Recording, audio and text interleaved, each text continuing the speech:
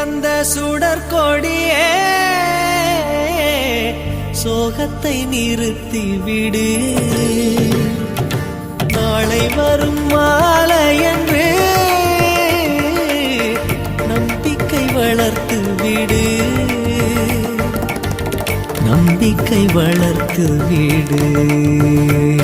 நம் காதல் ஜோதி கலையும் ஜோதி கலைமகள் மகளே வாவா. காதல் ஜோதி கலையும் ஜோதி